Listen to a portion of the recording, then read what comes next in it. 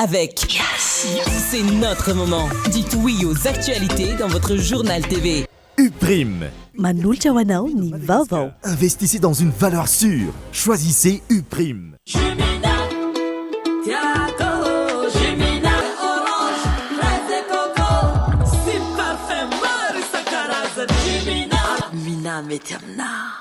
Manolotra ho anao ny vaovao.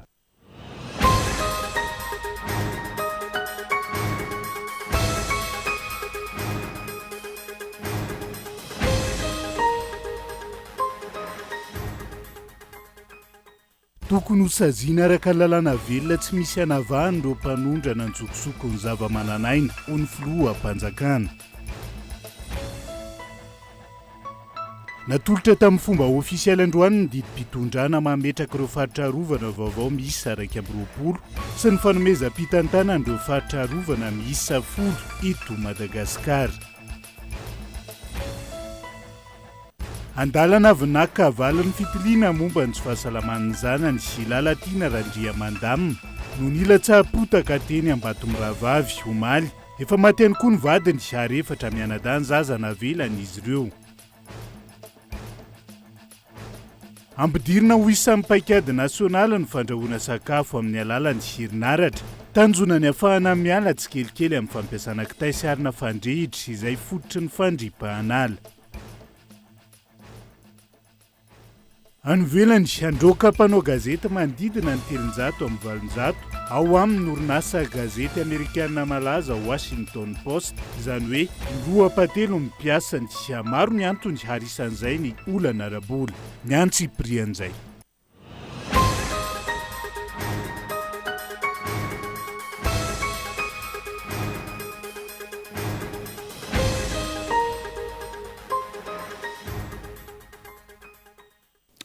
Fotoana ny fampalalam-baovao tsika indray eto amin'ny fitalavitra kolo. Fatenina ny araba ato amin'ny kilasy songivavy manasana ihany koa. Anaraka ny antsy prian'izay. Matoa andatsoratra avy hatrany no ndeha hanokafana ny fiarahana. Ampahany tsy azo idovirana amin'ny maizy aza ny vahoaka malagasy sy ny fiarovana ny zava-mananaina ho ny filoham-panjakana androany, izany hoe maka ny ampahany tsy afa-miala amin'ny vahoaka malagasy ireo mpanondrana ny tsokosoko ny zava-mananaina ka tokony ho saziana araka ny voalazan'ny lalàna tsy misy anavahana. Matoa andatsoratra. Nahitana taratra ny voka-dratsy ateraky ny fahasimban'ny tontolo iainana sy ny fiovan'ny toetrandro. Ny fandalovan'ny ilay rivo-doza vity farany teo iny. Mbola maro ny traboina, maro ny fahasimbana sy ny fahampotehana, tsy maintsy atrehana vokatra izany. Midika izany fa zava-dehibe ny fiarovana ny tontolo iainana, izay mampihena ny fahavoazana, ateraky ireny loza voajanahary ireny. Mihena kokoa ohatra ny tany koanrika, raha misy alina mandrakotra ny tanety. Tokony arovana ireo natiora malagasy satria ny fiarovana ny natiora malagasy dia tsy fiarovana ny tontolo iainana fotsiny ihany, fa fiarovana ny aina, fiarovana ny maizy azy antsika, fiarovana ny hoavy ny Madagasikara. Araky ny nambaran'ny filoham-panjakana, nandritra ny lanonana fanolorana amin'ny fomba ofisialy ireo didim-pitondrana misy 120 mikasika ny fametrahana faritra arovana vaovao sy ny fanolorana fitantanana valan-javaboary misy 10.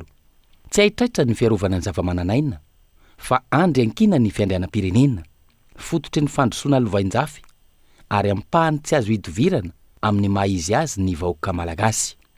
Izany hoe maka ny ampahany izay tsy afa-miala amin'ny vahoaka malagasy ireo mpanondrana ny tsokosoko ny zava-mananaina izay tsy misy afa-tsy eto amintsika ireo ny ankamarony. Ny farany taona 2024 nateti-piavy ny fahatratrarana trafikana biby arovana teto amintsika. Ohatra amin'izany nahatrarana sokatra miisa 220 tao an-tranon'ilay teratany sinoa teny ilay vola Ivato ny fahatelo ny volana Desambra 2024 sy ilay lehilahy niaraka tamina sokatra miisa 520 tany amin'ny distrikany Tsiombe ny volana Desambra hatrany. Ny volana Desambra 2024 ihany koa raha tsy hivina, solombavam-bahoaka am-perinasa iray assistant parlementaire misa 4 no nitondra sokatra misa 20 an-tsokosoko voasambotriny zandary teny Anteroka. Izany hoe na teratany malagasy, na teratany vahiny, na olom-boafita na olom-boatendry, tsy anavahana ny fanaovana trafika na arena voajanahary eto amintsika. Amin'ny ankapobeny, ireo nomena andraikitra, nametrahany vahoaka fitokisana indray no betsaka raha ny fanondranana ny tsokosoko ireo ari-pirenena no resahana. sady manondrana antsokosoko izy ireo no mbola ao ambadika ireny teratany vahiny sarona manondrana antsokosoko ireny satria tsy afa-mihetsika ireny teratany vahiny ireny raha tsy misy fiarah-miasa amina tompona andraikitra ambony ao ambadika. Tsy afaka mihetsika izy ireo raha tsy misy antoka azony avy aty ambadika. Takiny vahoaka malagasy ankehitriny ny fampiarana ny lalàna amin'ireny karazan'olona voasaringitra tamina fanondrana antsokosoko are-pirenena ireny. Fampiarana ny lalàna ka na iza nandray anjara na mivantana zany na ankolaka tamin'izany dia tokony hiarany sazy mifandraika amin'izany avokoa. Takiny vahoaka ihany koa kilan'izay ny toy nylay raharaha fanesorana solombavambahoaka to tsy hita ary tsy eno intsony ny toy ny hatramin'ny androany. Samy nangina naneo anivony antenimera-pirenena izay nanome herinandro hitondran'ireo solombavambahoaka tsy nanatrika fivoriana pirofo mivaingana ny tsy fahatongavany.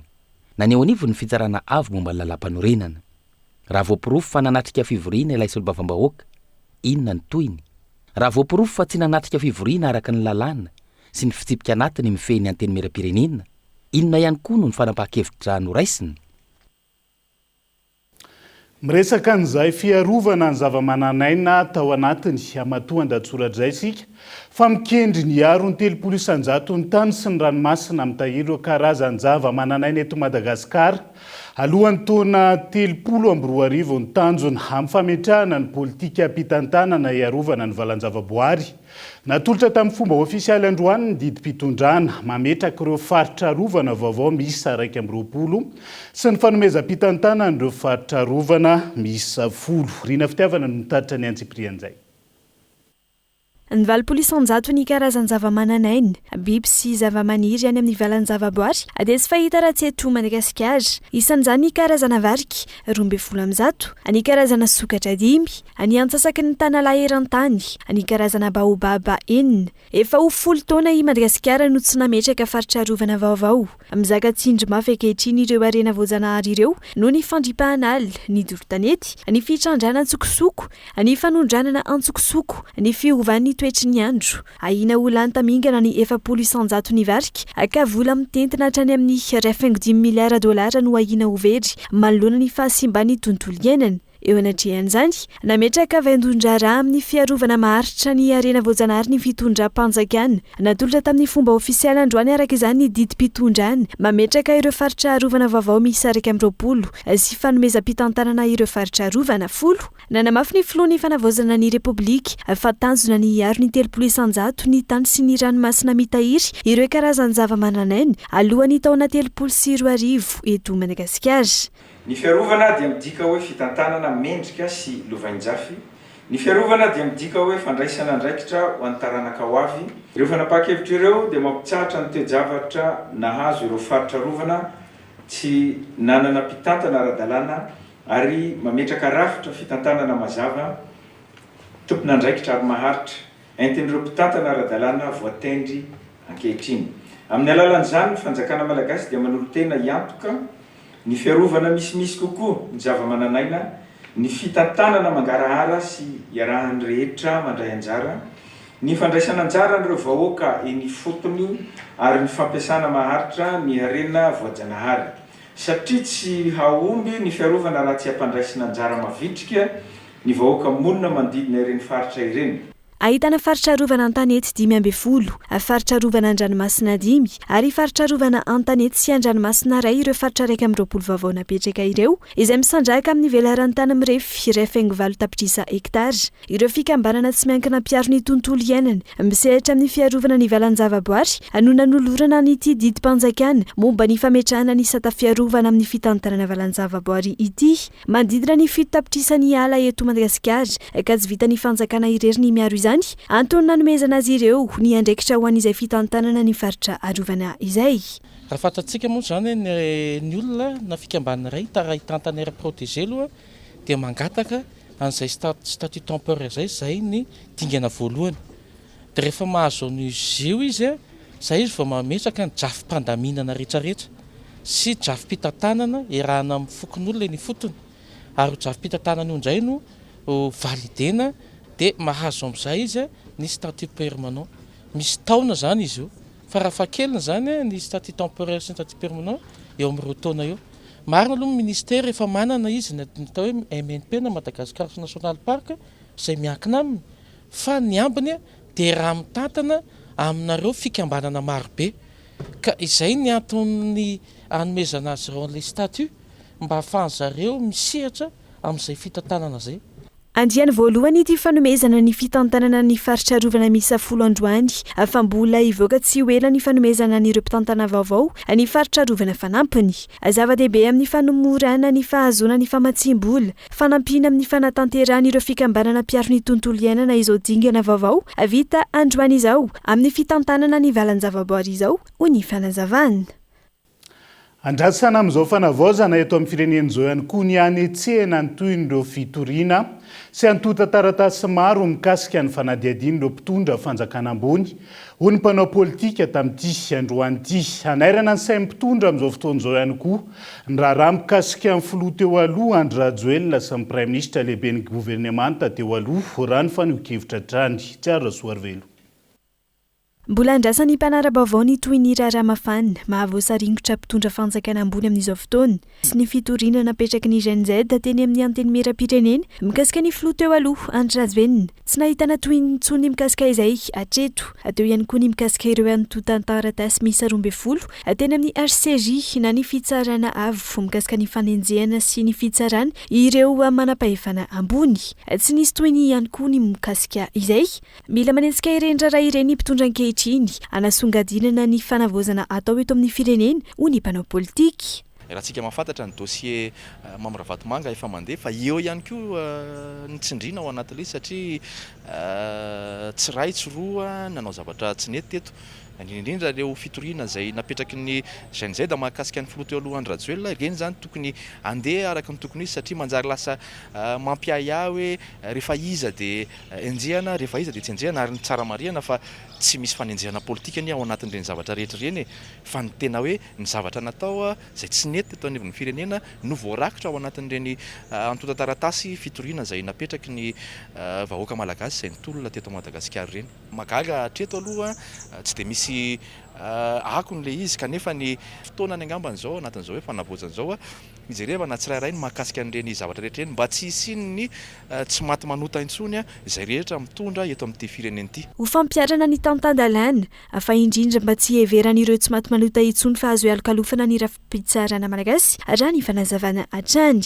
Mbola maro ny tokony antota taratasy tokony hotsoriana satria raha mahakasika ny Prime Ministre teo aloha Tsay Christian fotsiny zany zao no resahana dia misy an'ireny volamena izay nivadika vy ireny ireny zavatra ireny ve dia avela mangina ohatran'izao fotsiny tsy misy ny fanadihadiana tsy misy ny fanenjehana izay zavatra izay zany mahatonga anay androany manaitra ny fitondram-panjakana ao anatin'ny fanavaozana hoe ny tolona dia ny ampanjakana ny rariny ny hitsy ny ara-dalàna eto amin'ny tany sy ny firenena ka tsy tokony hisy afaka 2 taona 3 taona 4 taona rehefa vita izay fitsoahana ataon'ireny olona ireny dia miverina tahaka ny madio eto amin'ny firenena fa raha ny rariny sy ny hitsy dia tokony manefa izay tokony sazo ataony arakaraky ny eloka izay vita ary izay ny ataoko hoe ivon'ny tolona izay zavatra izay. Isan'ny antony tolomana teny an-kianja ny amongorana ny tsy maty manota. Andrasan'ny malagasy rehetra araka izany hoe atraizany fahasahiany mpitondra ankehitriny amin'ny fanetsehana ireny raha maloto samihafa ireny ho hiatrany mpanao politika.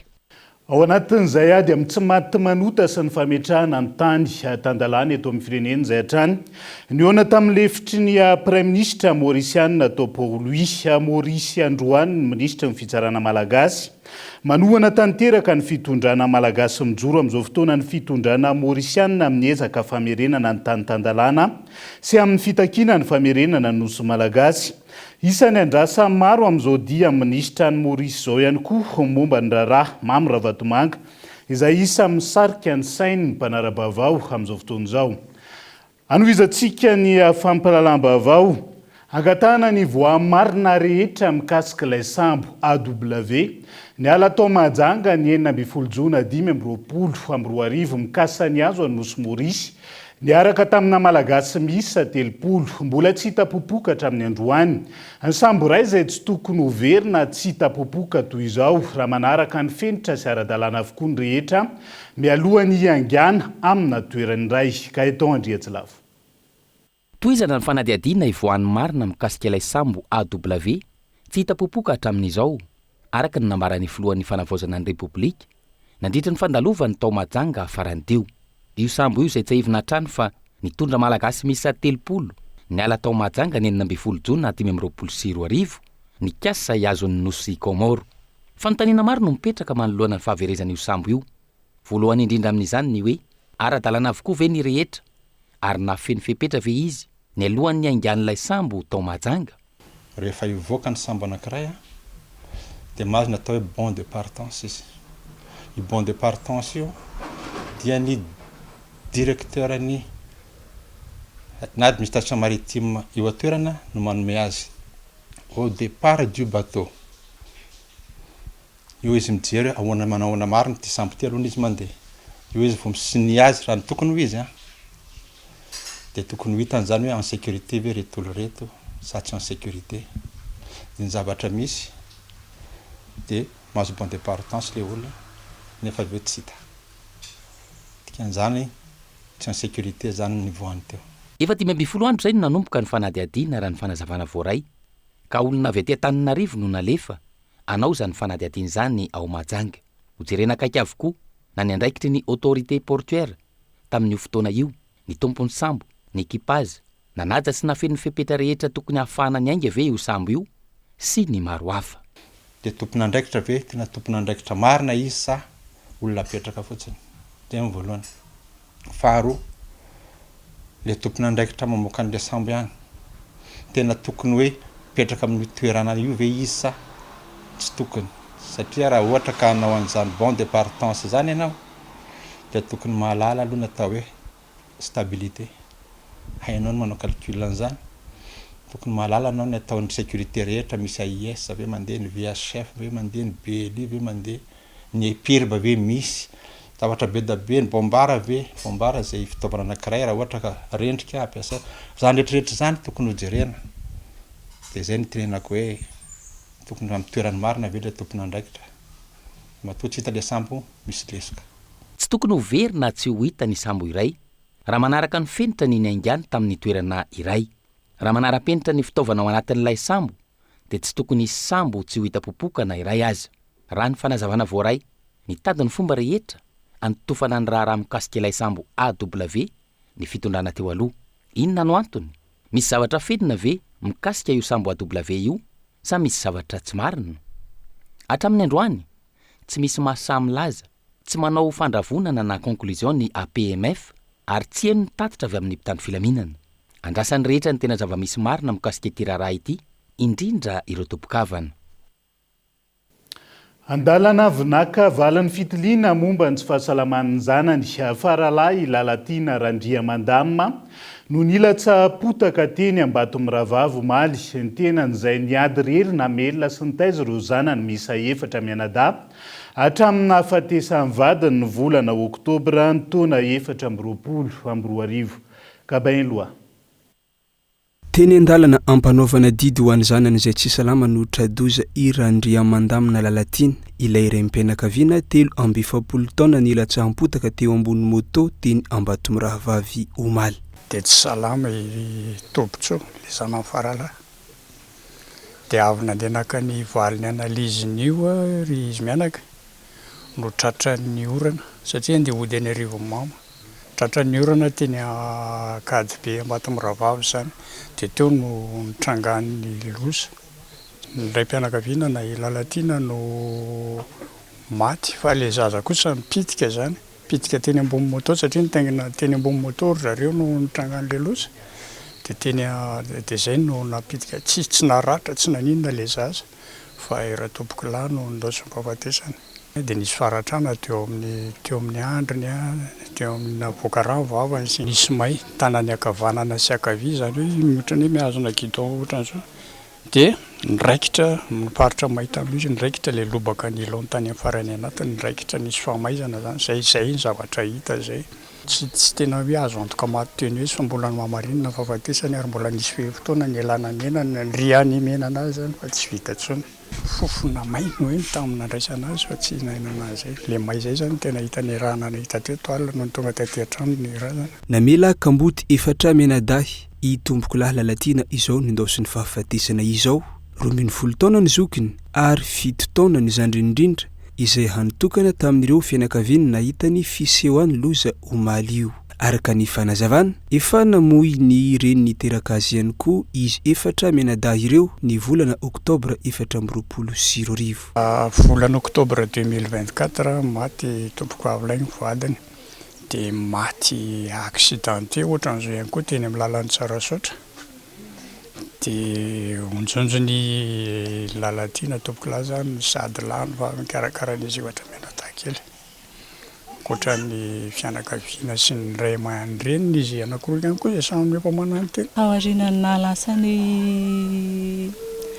tompoko vavy aloha zany dia tena tao anatin'ny fahasahiranana izy satria ny asan'izy mivady dia patisserie dia manao asa tena mazava ho azy dia tena hoe fampiankina ny asa sy ny adidy sy andraikitra amin'ireo ankizy izy efatra tena navesatra be tamin'ilay izy satria tena hoe na tsiaro irery izy zany nao anatin'ilay izy satria hatramin'izay ny zavatra rehetra natao dia niarahana foana fa rehefa tonga nefa izay fotoana izay dia natsiaro tena natsiaro izy hoe tena izy rery zany tena tsapany hoe izy rery nandritra izay fotoana nahakamboty reny azy efatra menadahy izay ilova anabaviny tompoko lahy no nanampy azy ny karakara ireo zanaky ny anadahiny ireo amin'izao fahalasany ny rain'izy ireo izao io anabaviny io no andray an-tanana ireo zaza efatra ireo hatramin'izay aloha zany tsisy olana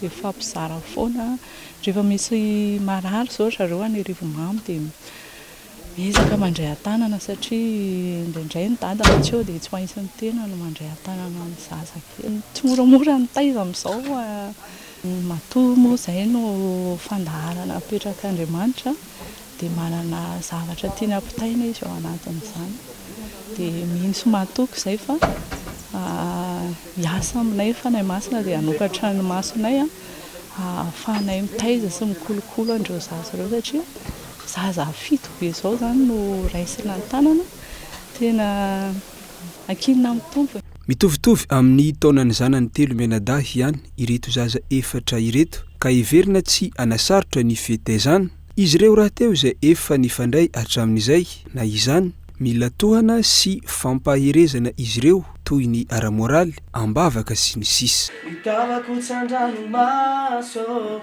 zay fiainanaka hoaizamo zay ny ray sakosanyloso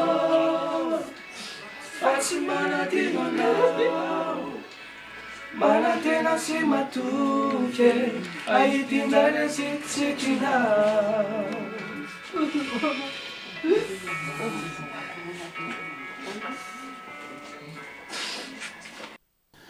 maresaka iraisam-pirenena no maresaka ara-toekarena no anoizantsika ny fampalalam-baovao niakatra maheran'zato ariary avokoa ny viditsolika manomboka androany 5 febroary araka ny fanambarana navoaka ny ofisy malagasy des hydrocarbures antony fiakarana ny fampiarana ny vidiny tena izy araka ny fiovany eo amin'ny tseny iraisam-pirenena na izany aza tokony isany drafitra apetraka ny fanjakana ifezana ny vidiny manoloana ny toedrara ho ny mpaitoekarina nanaovana fanadiadiana tsy aro soarvelo niakatra 750 ariary ny litatry ny lasantsy raha toka manodidina ny 704 ariary zany teo aloha azany hoe nahitana fiakarana mahery ny 30 ariary niakatra mahery ny 90 ariary ihany koa ny vidiny solika fandrehitra 703 ariary ny litatra manomboka androany raha toka 503 ariary teo aloha tafiakatra 404 ariary ny litatry ny gazoil raha toka manodidina ny 404 ariary zany teo aloha ho fanohizana ny fampiarana ny mécanisme d'ajustement automatique des prix carburant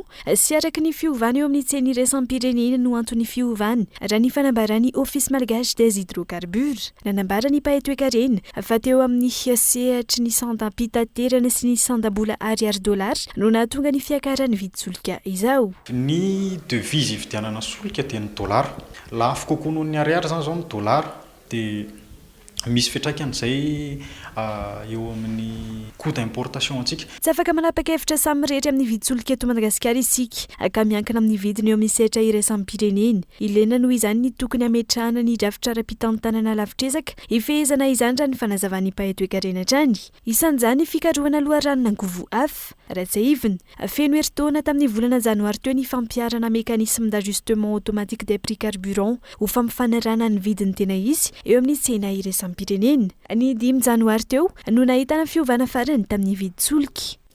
Ao anatin'izay vaovao ny toe-karena izay hatrany tandindromondoza amin'ny fikatonana hatrany amin'ny 20 isan-jato ny orinasa malagasy isaka misy krizina eto an-toerana na eo amin'ny sehatra iraisam-pireneny.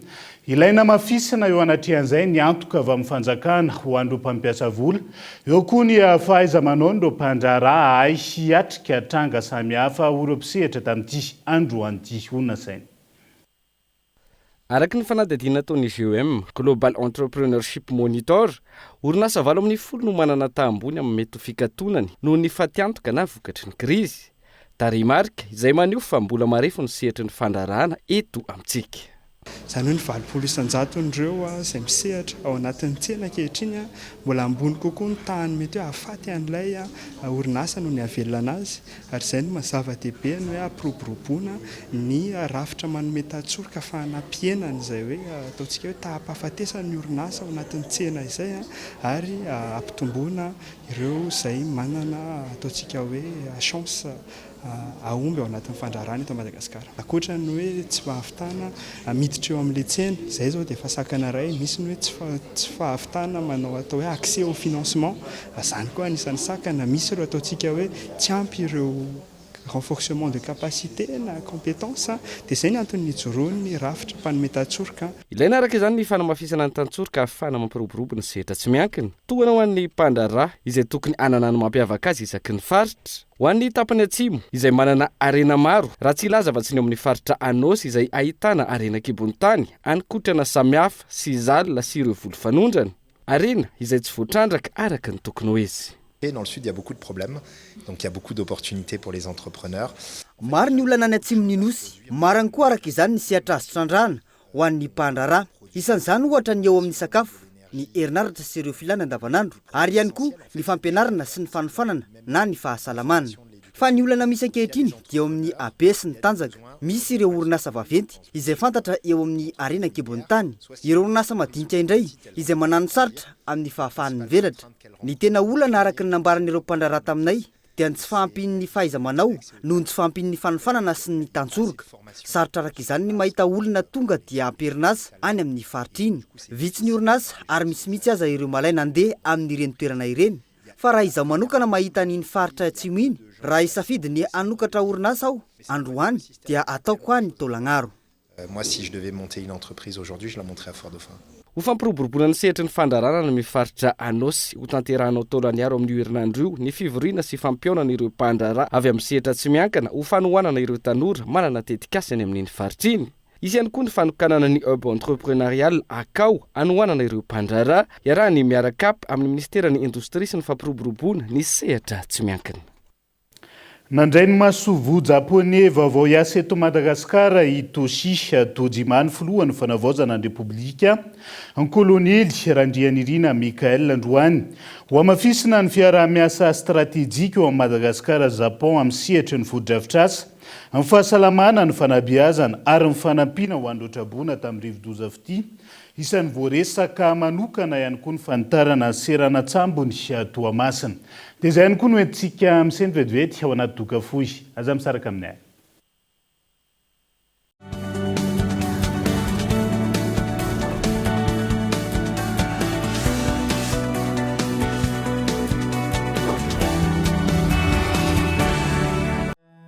UPRIM, Université privée de Madagascar. La formation à distance de l'UPRIM, pratique, fiable, efficace. Étudiez à votre rythme, où que vous soyez et quand vous voulez. Vous êtes en quête d'une promotion professionnelle? Vous êtes fonctionnaire visant un reclassement? Vous pouvez travailler et étudier en même temps pour viser votre diplôme à travers le téléenseignement de l'UPRIM. Licence, Master 1 et Master 2.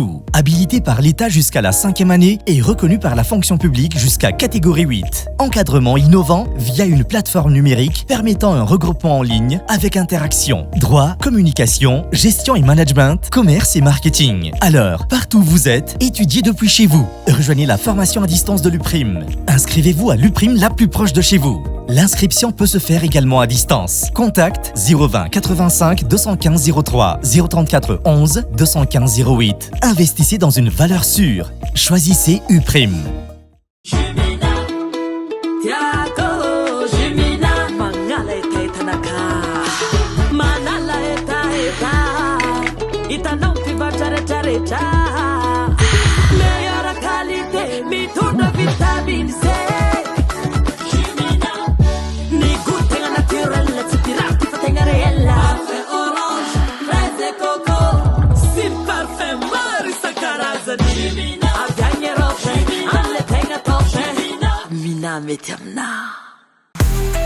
Ça y est, on l'a fait. Avec Yass et moi, t'as enfin tous tes kiffs sur une super app. La seule appli de Mada qui t'ouvre au monde du digital. Profite à fond de Netflix, tes musiques, tes jeux mobiles, Zeti, Quizzacaf, tes sites d'achat et bien plus. Depuis ton smartphone, ta super app Yass et moi t'attend. Télécharge-la vite sur App Store ou Play Store. Yes.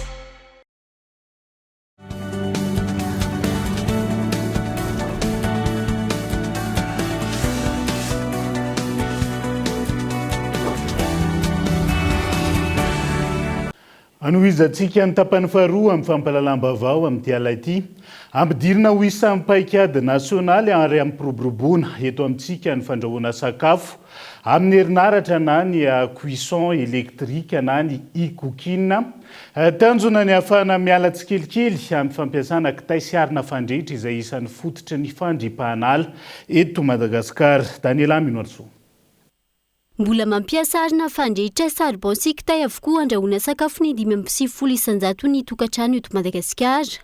Tsy misy afa-tsy oatra faingo ray isanjato hatreto ny tokantrano mampiasa herinaratra amin'ny fandrahoana sakafo. Antony rosoana amin'ny atrikasa fifampidiniana ahafahana mampiroborobo ny fampiasana angovo madio sy maharitra amin'ny alalan'ny fandrahoana sakafo amin'ny herinaratra na cuisson électrique e-cooking. Ampianana izay tany fandripahana ala izay. Ny alapotika eto Madagasikara izay manodidina ny 2 hektara eo isan-taona. Zazamambehivavy manodidina ny 9 sy 2 alina ihany koa no mamony ainy no ny aretina azo avy amin'ny tovam-pisefonina. Mbola maro ihany koa ireo tokantrano tsy misitraka herinaratra eto an-toerana. Mbola manana azo lazaiko hoe problème atsika eto Madagasikara mahakasika ny herinaratra satria mbola tsy ampy ny production na zay angovo zay vokarina ary mbola be dia be ny problème na eo amin'ny fototrafitrasa sy ny maro isan-karazana fa nefa tafiditra anatin'ny politika mpanjakana ary noho ny fanampian'ny MAIX zay atsika moa zany niditra anatin'ny coalition mondiale ny e-cooking dia zareo MAIX avy amin'ny alalan'ny cabinet AIDS no anampy ny gouvernemanta malagasy andrafitra indray ino stratégie no apetraka ny miompana bebe kokoa andray amin'izay no fampisitrahana ny angovo ny herinaratra any ambanivohitra. Zay zany ny tanjona amin'ity atrikasa ity dia ho ampiny MAIX zany zay ataoko hoe étude ataontsika satria zay ny vondrona teto zany ny mpamokatra herinaratra rehetra surtout any ambanivohitra ny resaka mini grid zay tsy anatin'ny région Jirama fa hitantsika moa zany misy ny installation centrale photovoltaïque any ambanivohitra quelque part misitraka herinaratra ny olona fa be dia be mireny tokantrano reny koa mba te andro ohatra hoe anatin'ny cuiseur électrique dia ny resaka ataoko hoe induction isan-karazana ny rice cooker sy ny etsetretsetra ny bouillard dia reny zany anisany nefa fa mitobaka eny an-tsena reny amin'izao fotoana izao. Tafiditra anatin'ny ezaka fampiroboroboana ny fampiasana angovo madio sy maharitra. Nisy androany ny atrikasa fifampidiniana ho an'ireo mpisehatra voakasiky ny fampiasana herinaratra amin'ny fandrahoana sakafo eto Madagasikara izay miaraka amin'ny fandaharana asa moderne energy cooking service eo ambany fiahin'ny ministera ny angovo sy ny akoranafo. Atrikasa izay natao hanambatra sy ampifanaraka ireo viana, fomba fijery artetikasa izay efa misy. Mba ampidirana ny fandrahoana sakafo amin'ny alalan'ny herinaratra amin'ny fampivoarana ireo tambazotra madinika, ankehitriny sy ho avy manerana nosy. Nanolotra forage ho an'ny mpianatry ny Université amin'ny Mahajanga nandritra ny fandalovany sy niaraka tamin'ny filohan'ny fanavaozana ny Repoblika. Tao eniny minisitry ny rano ny fanadiovana ary ny fidiovana. Fodrafitrasy izay amokatra rano 3 metatra toratelo isan'ora ahafahana mamaly ny filan'ny mpianatra any amin'ny toerana Daniela Minorso. Mitohatra any amin'izao fotoana ny ezaka fanomezana sy famatsiana rano fisotro madio ho an'ireo mpianatry ny Université manerana nosy. Ankoatra ny tetsy Ankatso 1 sy Ankatso 2, ny teny Vontovorona sy Antsirabe, isan'ny sitraka foto-drafitrasa forage ihany koa nandritra ny fandalovany filohan'ny fanavaozana ny Repoblika, niaraka tamin'ny delegasion'ny Ministeran'ny Rano, ny fanadiovana ary ny fidiovana ny Université ny Mahajanga. Tonga eto Mahajanga ny tenanay hanolotra ny forage misy rano fisotro madio zany ho an'ny mpianatra eto amin'ny université. Araka lazaina Andriamatoa filoha teo dia mitohy ny fanomezana izany ary ho ampiana anankiray zany forage eto amin'ny université ny Mahajanga. Ny afatra ho atolotra ny mpianatra zany amin'ny université rehetra izay efa nahazo ny forage reny dia atsaitsika tsara ny foto-drafitrasa satria ilaitsika ny rano fisotro madio na ny fahasalamana na ihany koa ho an'ny aina zany satria ny rano dia aina ary ilaitsika amin'ny fiainana andavanandro amin'ny fianarantsika ety amin'ny université. Dia atsaitsika tsara ny foto-drafitrasa. Zava-dehibe ho nisy olo-tenan'ny mpianatry ny Université ny Mahajanga ny hetsika famatsiana rano fisotro madio tahaka izao ho azy ireo. Ny olana ny fisitrana rano fisotro madio izay isan'ny olana nitambaran'ireo mpianatry ny Université nandritra ny fitondrana teo aloha. Eto izay mpianatra dia misaotra ny fitondram-panjakana ny amin'ny fanomezana forage tao ihany. Raha mbola nampanantegna koa moa zareo agnome araiky dia tegna very mpisoraka tanteraka zany izay mpianatra afaka ny fijaliagna amin'ny rano akato amin'ny kapisy universitaire-ny Mahajanga dia mankasitraka to. Ankoatra ny fanolorana forage tao amin'ny campus universitaire tao Ambondrona Mahajanga, nanolotra fanampiana toy ny savony, suro, so, gel hydroalcoolique sy ny maro hafa ho an'ireo trabona tao amin'ny faritra Iboeny. Nandalova ny rivo-doza fity ihany koa ny ministry ny rano, ny fanadiovana ary ny fidiovana. Nisy nandritra izany ny fijerena ny situation de stock de prépositionnement eo anivony DREH Iboeny, narana fanolorana kitoasy ho an'ireo distrika misahirina ao anatin'ny faritra Iboeny. Nandray ny asany avy hatrany ny talepahatra ny ministera ny fitaterana sy ny famantarana ny toetry ny andro ao amin'ny faritra Vakinankaratra. Nanomboka omaly isan'ny lara-pameny ny fandridrana ny fifamoivoizana an-tanan-dehibe izay ahitana olana maro amin'izao fotoan'izao ho ity talepahatra ity. Andrindrina Randriamiaritsokolo Antsirabe. Totosany alarobia faha-efatra ny volana febroary 2024 lasa teo ny fifamindrapita-tanana teo amin'ny taleparitra ministeran'ny fitaterana sy ny famantarana ny toetry ny andro teto Vakinankaratra teo aloha sy ny taleparitra vaovao izay voatendry fitondram-panjakana eo anivon'ny fiadidinany Repoblika amin'ny fanavaozana hitantana ity fitalavam-barotra ity. Lara-pahamena ho ity taleparitra ny fitaterana izay vao nandray ny asany ny fandridrana ny fifamoivoizana eto tampon-tanàna Antsirabe izay raha malala fa maro ireo olana ary isy ny hetsika fanentanana ho fampianarana ny lalàna mifeny fifamoivoizana izay vao tonga amin'ny fanasazina. Eo ihany koa ny mahakasika ny tanin'ny ministera izay misy mamaritra eny ny tobim-piantsonana Vatofotsy eto Antsirabe ka isy ny fipetroraisina ary ho jerena manokana ihany koa famantarana ny toetry ny andro fa lasa kilabao izy io raha ny fanazavana. Ny tena maika zany zao dia ny resaka tany ny DRTM eny amin'ny garotière satria ohatrany tady misahala mitady anao tasy d'huile le fandrefesana tany eny zany ka ao anatin'izay zany tokony hafanganana ny affectation an'le tany eo anivony isoratra tanteraka amin'ny DRTM satria io ny pirofo mba hialan'ireo olona mamariparitra eny. Manarak'izay ny fandaminana ny resaka fitaterana eto an-tanan-dehibe eto Antsirabe zany. Ao anatin'izay ny eritreretina natao dia hoe hanao sensibilisation satria izay no maika fa tsy sanatria hoe ny anasazy ny mahamaika. Tsy izay zany ny zava-dehibe fa ny zava-dehibe dia hoe ny ampanarahan-dalàna ny mpampiasa ny lalana rehetrarehetra izay misehatra eo amin'ny resaka fitaterana rehetra. Tsy ny mpitatitra ihany zany fa hoe ny izay mpampiasa lalana na ny mpandeha tongotra. Ao anatin'izay dia apetraka tsara ny fanajana ny cahier de charge sy ny fanajana ny code de la route satria raha ireo ny tena hoe respecté mino fa mizotra amin'ny tokony ho izy ny resaka fitaterana. Ao anatin'izay ihany koa somary lasa kilabao ny resaka famantarana ny toetry ny andro dia ezahana no hojerena arak'izay tokony hoe zany zay satria ny famantarana toetrandro no ahafahan'ny vahoaka tsirairay avy mametraka hoe rehefa inona ny tokony anao inona mba tsy ho very zany fahasozalia klimatika zany. Araka izany dia efa nandray ny asany avy hatrany ity taleparitra ny fitaterana sy ny famantarana ny toetry ny andro eto amin'ny faritry vakina karatra ity taoriany fahavitany famindrapitantanana. Lafomba vao hafa fitaovany ray nahomby tamin'ny fampiroboroboana ny finoana sy ny fanabeazana ny mpiray-tandrazana ny asa printy ho ny teo anivony trano printy FJKM manamarika ny faharoanjato taonany amin'ity taona 2024 ity izy ireo ka isan'ny fotoam-pivavahana ioambonana mahakasika izany ny alahady ho avy izao kabailoa. Anisan'ny fitaovana sy fomba iray manana ny anjara toerana lehibe eo amin'ny fampiroboroboana ny finoana sy asa fitoriana filazantsara ny asa printy hoy ny teo anivony trano printy FJKM. Anisan'ny ray ahafahan'ny fiangonana mijoro vavolombelona ny asa printy fitaovana fampielezana sy fitoriana ny filazantsara amin'ny olona rehetra sy ny olona manontolo ary ny fiarahamonina. Na eo aza ny fivoaran'ny teknôlôjia amin'izao taonjato fa miraiky amby roapolo izay diavintsika izao dia resy lahatra ny FJKM fa mbola manana ny toerany ny asa printy eo amin'ny fampandrosoam-pirenena.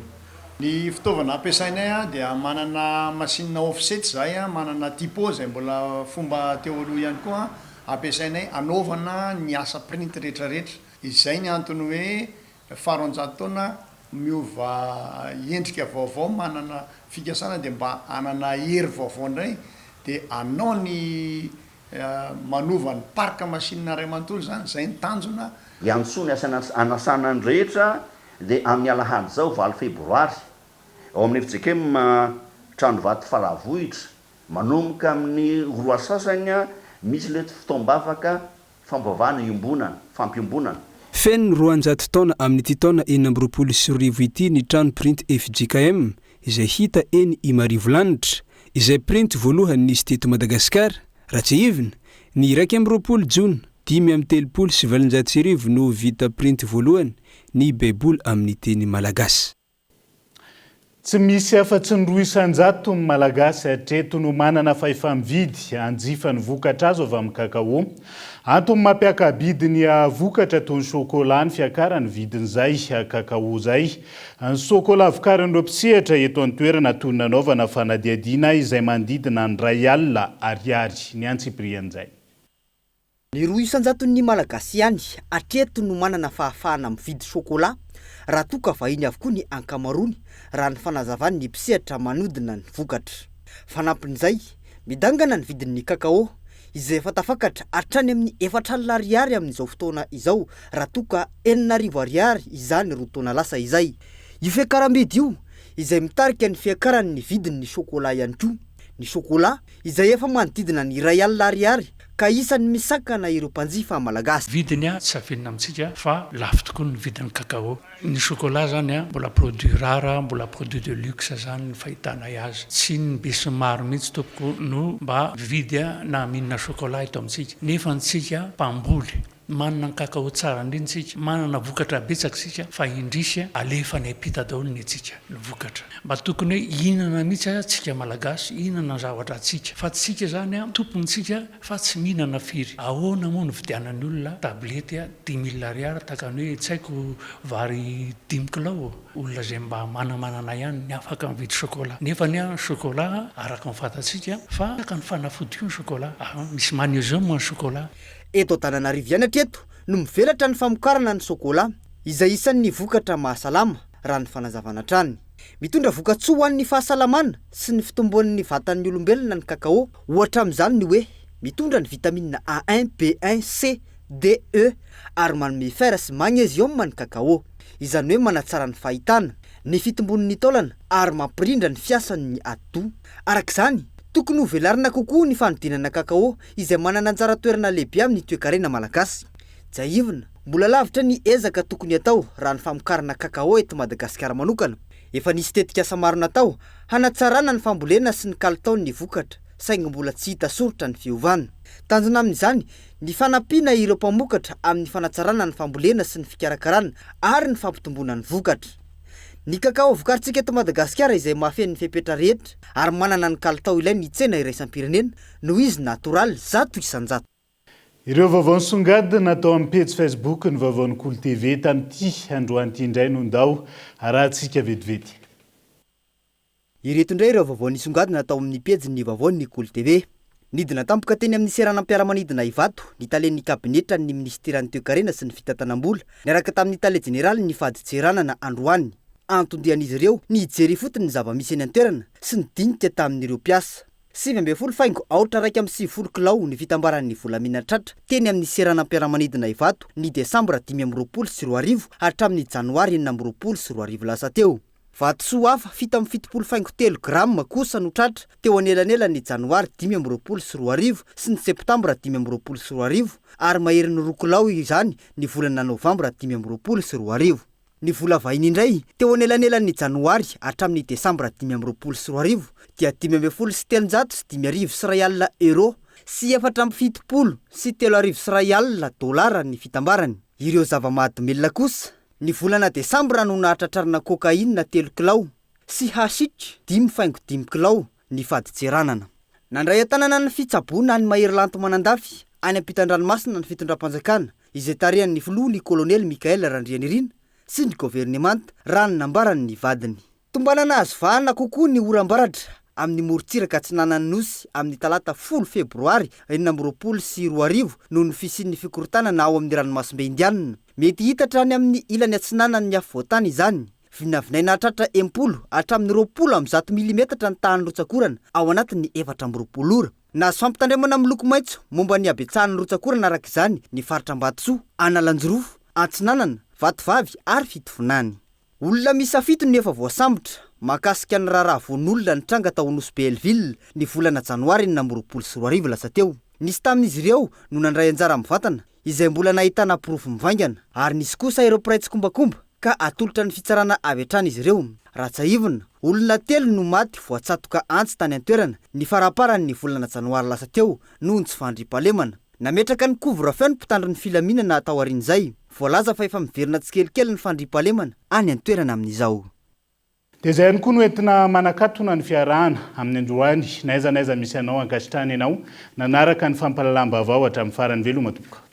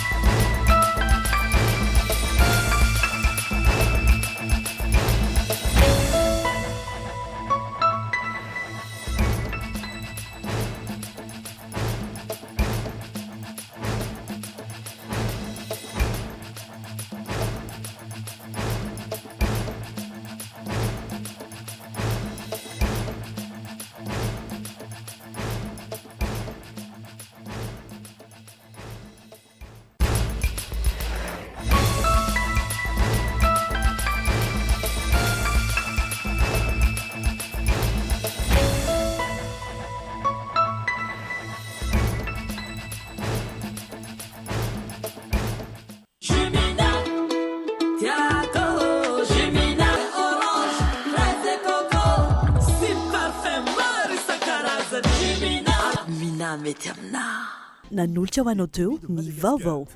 Uprime. Nanolotra ho anao teo ny vaovao. Investissez dans une valeur sûre. Choisissez Uprime. Avec Yassine, c'est notre moment. Dites oui aux actualités dans votre journal TV.